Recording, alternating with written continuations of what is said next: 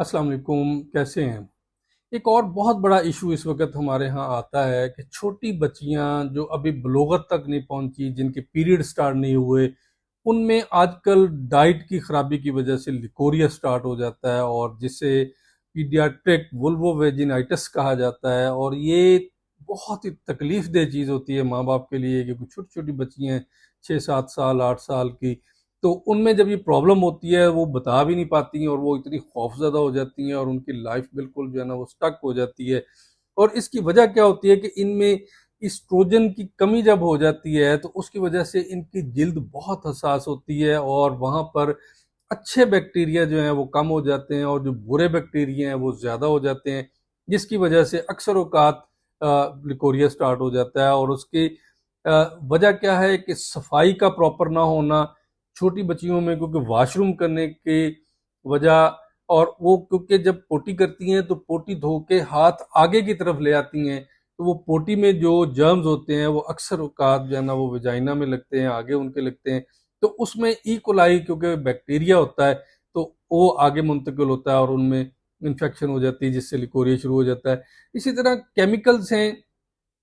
उसकी वजह से एलर्जी और जलन होती है, क्योंकि बच्चियां बहुत नाजुक होती हैं। और ये जो आजकल खुशबूदार साबन हैं और शैम्पू हैं, सर्फ है, जो लॉन्ड्री में जो डिटर्जेंट के तौर पर इस्तेमाल किए जाते हैं, इनके जो अंडर गारमेंट जिनमें धोए जाते हैं बच्चियों के, उसमें या जो पहनाए जाते हैं उसमें केमिकल एलर्जी की वजह से वहाँ खारिश, रेडनेस और अक्सर औकात वहाँ से फिर जो है ना वो सिक्रेशन खारिज होनी शुरू हो जाती है। इसी तरह कुछ बच्चियों में पेट में कीड़े होते हैं, उन कीड़ों की वजह से भी वो पेट के कीड़े जो होते हैं वो रेक्टम के जरिए बाहर निकल के तो वो चलते चलते वजाइना में आ जाते हैं, जिसकी वजह से अक्सर औकात बच्चियों को बहुत सवीर खारिश होती है और वहाँ इन्फेक्शन की वजह से जो है ना वो खुजलाने से ज़ख्म हो जाते हैं और बैक्टीरियल इन्फेक्शन की वजह से अक्सर औकात रतूबत आती है। तंग और मसनूई कपड़े पहनने से भी ये चीज़ होती है, जो कॉटन के अलावा जो चीज़ें हैं जिनमें पसीना बहुत ज़्यादा आता है या उनमें जो हवा का क्रॉस नहीं होता, वो भी उस बैक्टीरिया और फंगस का जो है ना वो सबब बनते हैं, जिसमें अक्सर औकात नायलॉन और मसनूई धागे से बने हुए कपड़े वो मौजूद हैं। और बाज़ अवत होता है खुदा न खास्ता खेल के दौरान कहीं बच्ची को कोई चीज़ लग जाती है, कोई टॉयलेट पेपर का कोई टुकड़ा फंस जाता है, रुई या कोई छोटा सा खिलौना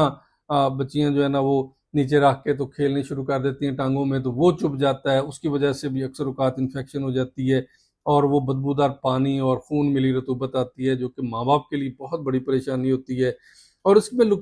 बच्चियों में अगर खुदा ना खास्ता छोटी उम्र में शुरू हो जाए तो उसके नुकसानात सबसे ज़्यादा क्या होती हैं, क्योंकि इनकी जिल्द बहुत नाजुक होती है, वो बहुत ज़्यादा छिल जाती है, पेशाब करते वक्त बहुत शदीद जलन और दर्द होता है और बच्ची पेशाब रोकने की कोशिश करती है, जिससे मसाने की इन्फेक्शन यूटीआई हो सकती है। और अक्सर औकात हमारे यहाँ इस तरह के केसेस आते हैं और वहाँ पे खून के बहाव का क्योंकि ज़्यादा होता है, तो अगर इन्फेक्शन हो जाए और खुदा ना खास्ता कोई चीज़ फंस जाए तो उसके साथ बहुत सारी सिक्रीशन के साथ फिर खून भी आना शुरू हो जाता है, जो और भी परेशानी का सबब है। और पढ़ाई और खेल कूद में जब खलल आ जाता है, उसकी वजह से जब बेचैनी, खारिश और दर्द की वजह से बच्ची फिर बहुत ज़्यादा चिड़चिड़ी हो जाती है और उसकी जब एक्टिविटीज़ रुक जाती हैं तो उसमें गुस्सा और बहुत सारी प्रॉब्लम आ जाती हैं, जिसकी वजह से मज़ीद माँ बाप जो है ना उनके लिए परेशानी होती है। लिहाजा ज़हनी दबाव और एक क्योंकि झिझक होती है उस वक़्त, तो बच्चियाँ शर्मिंदगी और खौफ की वजह से अपनी माँ को भी वो चीज़ नहीं बता सकते, जिसकी वजह से उनका उनका बिहेवियर जो है ना वो बहुत ज़्यादा चेंज हो जाता है। लिहाजा माँ बाप के लिए एक एडवाइस है कि खुदा के लिए छोटी बच्चियों में सफाई का ख़ास तौर पर ध्यान रखें। उनको वॉशरूम करते हुए, उनको धोते हुए उनको ये समझाएं कि जब पोटी साफ़ करनी है तो वो वहीं साफ़ करनी है, उसको आगे की तरफ हाथ नहीं लेके आना। और सूती कपड़े उनको जो है ना वो उनका इंतखाब करें, ढीले ढाले हों, कॉटन के कपड़े ज़्यादा इस्तेमाल करें, जितने भी केमिकल हैं वो उनसे कपड़े धोने से उनके परहेज़ करें। और खुशबूदार ज़्यादा साबुन और शैम्पू और पाउडर वगैरह हरगिज़ ज़्यादा इस्तेमाल न करें। डिटर्जेंट का ख्याल रखें जिससे आप कपड़े धोती हैं, केमिकल का ख्याल रखें, वो बहुत ज़्यादा खुशबूदार और सॉफ्टनर्स इस्तेमाल ना करें, ताकि उसकी वजह से भी ये काम जो है ना वो ख़राब हो जाता है। और बच्ची को रात के वक़्त अगर मकद में ख़ारिश हो तो यकीनन ये बहुत बड़ा एक इशू है। तो माँ बाप को इन चीज़ों का ख्याल रखना चाहिए, और अगर इब्तदाई तौर पर आपको पता चल गया है तो डॉक्टर से रजू करें। और याद रखें कि इब्तदाई तौर पर खुदा न खास्ता बच्चियों में ये प्रॉब्लम ज़्यादा वर्स हो जाए तो आगे चल के उनके माँ बनने में भी मुश्किल होती है। Homeopathy is the best solution. Homeopathy आपकी इस मामले में बहुत कमाल हेल्प कर सकती है। अगर आप इनिशियली इलाज कराएं तो फिर दोबारा ज़िंदगी में इम्यूनिटी इतनी बढ़ जाती है कि आपको दोबारा बच्ची को जो है ना प्रॉब्लम नहीं होता। अपनी और अपनी बच्चियों का ख्याल रखें, क्योंकि इन्होंने आगे चलकर नस्ल को पूरा परवान चढ़ाना है। अपने और प्यारे बच्चों का ख्याल रखें। अस्सलाम वालेकुम।